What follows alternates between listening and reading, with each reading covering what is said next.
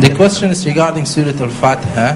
I know about Surah Al-Fatiha in the Salah, that when there's a Jama'ah that the Imam recites, obviously ulama says that you have to recite behind him due to the hadith of Rasulullah sallallahu alaihi wasallam, and also that Abu Bakr Siddiq, when he ran to the ruku, he was said not to do it, but he wasn't asked to repeat it.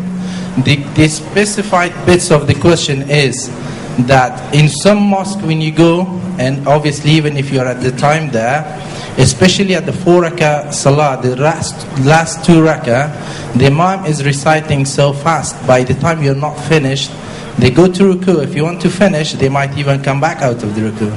So could you elaborate a little bit on this? Is it counted as a rakah when we get to the ruku, or is better to repeat it? Assalamu alaikum wa rahmatullah. Regarding the recitation of Fatiha,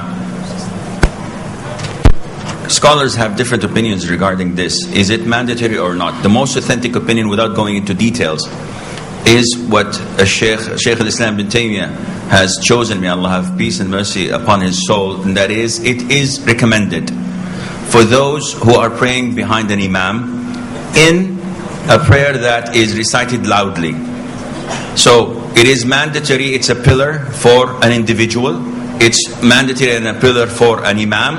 It is recommended and it's mandatory and a pillar for the follower of an imam when the prayer is silent or in the silent rak'ahs. But it is highly recommended when the imam is reciting loudly.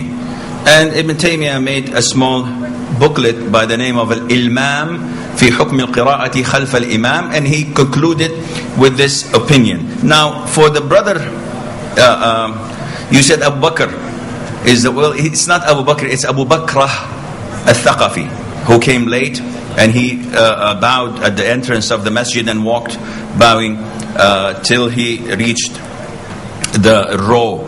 And you also gave an example of a person in a silent, a third or fourth rak'ah, unable to finish the rak'ah. The imam gives rak'ah and raises his head without finishing the fatiha. I believe that the brother has a problem. If he's unable to finish the fatiha in this time given, he has a problem. Or the imam's prayer is invalid, because it cannot be both ways. Yani at least you'd have recited 5 verses from the Fatiha when the Imam was standing up, and when he bowed, you have time to finish the other 2. Even for some reason or the other, you have to finish the Fatiha. Even if he raises his head and says Sami Allahu liman hamidah, and you finish the Fatiha, you bow and you raise your head afterwards and you catch up with him, because it's a pillar and it was postponed. That is the ruku' was postponed due to a legitimate reason, and Allah knows best.